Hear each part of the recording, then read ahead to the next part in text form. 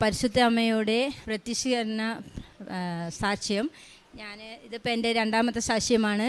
ഞാൻ വരുന്നത് വയനാട്ടിൽ നിന്നാണ്. എൻ്റെ പേര് സുമതി എന്നാണ്. എൻ്റെ ഹസ്ബൻഡിൻ്റെ പേര് ജോയൽ എന്നാണ്.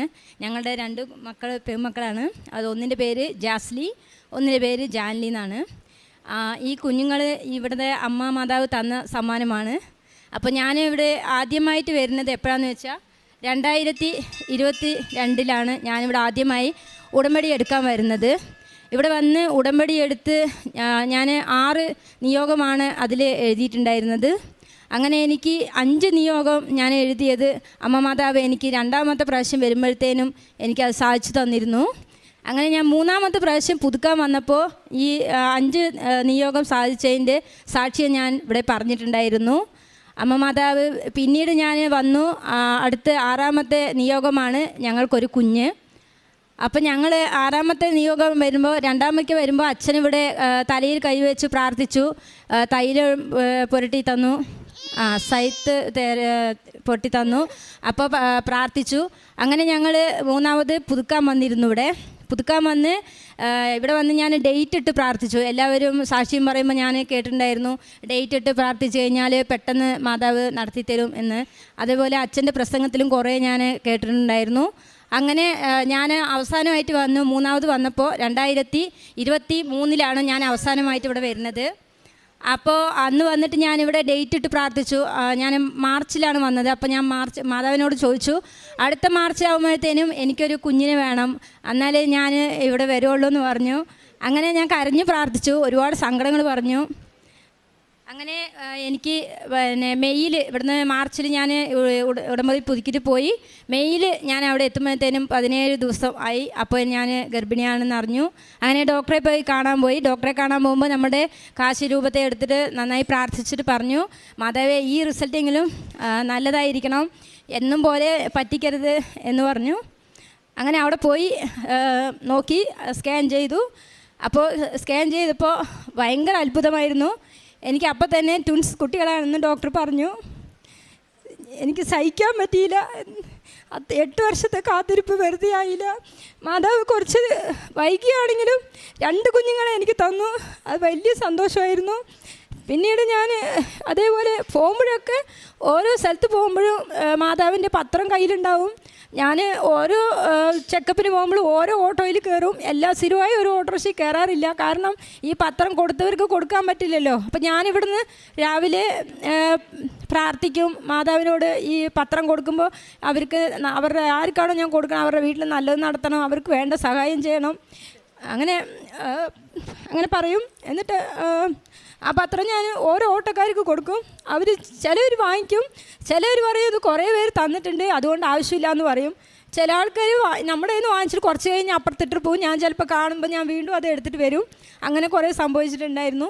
പക്ഷേ എന്താണെങ്കിലും ഞാൻ ചെയ്യേണ്ടത് എൻ്റെ കടമയ്ക്ക് ഞാൻ എല്ലാവരോടും നല്ലത് ചെയ്യും. അതുപോലെ തന്നെ റോഡ് സൈഡിലിരിക്കുന്ന അമ്മമാരൊക്കെ ഉണ്ടാവും, വയസ്സായ അമ്മമാർ വെയിലത്തൊക്കെ ഇന്ന് കഷ്ടപ്പെട്ട് എന്തെങ്കിലും സങ്കടപ്പെട്ട് കരഞ്ഞുകൊണ്ടൊക്കെ ഇരിക്കുന്നുണ്ടാവും. അവർക്ക് ഞാൻ പൈസ കൊടുക്കില്ല, അവർക്ക് ഞാൻ ഒരു നേരത്തെ ഭക്ഷണം കൊടുക്കും. അത് എന്നെ കൊണ്ട് പറ്റുന്നത് ഞാൻ അവർ ചെയ്യും. അതുപോലെ തന്നെ ആശുപത്രിയിൽ ആരെങ്കിലും നമുക്ക് അസുഖമായിട്ടോ അല്ലെങ്കിൽ ആക്സിഡൻറ്റ് അങ്ങനെ എന്തെങ്കിലും പ്രശ്നമാണെന്ന് അറിഞ്ഞു കഴിഞ്ഞാൽ ഞാൻ വേഗം തൈലം എടുത്തിട്ട് ചേട്ടനെയും വിളിച്ച് പോകും. അങ്ങനെ പോയി എവിടെയാണോ അവർക്ക് പരിക്ക് പറ്റിയിരിക്കുന്നതെന്ന് വെച്ചാൽ അവിടെ അത് തേച്ച് കൊടുത്ത് ഞാൻ പ്രാർത്ഥിക്കും. ഒന്നും ഉണ്ടാവില്ല, നിങ്ങളുടെ സംഭവം പെട്ടെന്ന് തന്നെ മാറിക്കിട്ടും അങ്ങനെ പറയും. അങ്ങനെ കുറേ എന്നെ കൊണ്ടാവുന്നത് അതിനനുസരിച്ച് ഞാൻ ചെയ്യും. പക്ഷേ എനിക്ക് എല്ലാം ചെയ്തു. മാതാവ് ഞാൻ 6 വിഷയത്തിലും എനിക്ക് ഇതുവരെ ഒരു കുറവുണ്ടായിട്ടില്ല. അതുപോലെ തന്നെ ഇപ്പോൾ ഞങ്ങൾ ഇങ്ങോട്ട് വരാനും കുറച്ച് ബുദ്ധിമുട്ടിൽ ഞങ്ങൾ കഷ്ടപ്പെടുകയായിരുന്നു. കുട്ടികളെയും കൊണ്ട് ഞങ്ങൾക്ക് വേറെ ആരുമില്ല, 2 പേരേ ഉള്ളൂ കുട്ടികളെ നോക്കണമെങ്കിൽ. അപ്പോൾ ഈ 2 കുട്ടികളെയും വെച്ച് ഇവിടെ വന്ന് എങ്ങനെയാണെന്ന് എനിക്ക് അറിയില്ലായിരുന്നു. അപ്പോൾ ഞങ്ങൾ ഭയങ്കര വിഷമത്തിലായിരുന്നു ഇവിടെ വന്ന് എന്ത് ചെയ്യുമെന്ന്. അത് വരാനുള്ള പ്രശ്നവും അങ്ങനെയായിരുന്നു. അപ്പോൾ ഞാൻ മാതാവിനോട് നന്നായി പ്രാർത്ഥിച്ചു, മാതാവേ എനിക്ക് മാതാവിൻ്റെ അടുത്തേക്ക് വരണമെങ്കിൽ എന്തെങ്കിലും ഒരു വഴി കാട്ടിത്തരണം.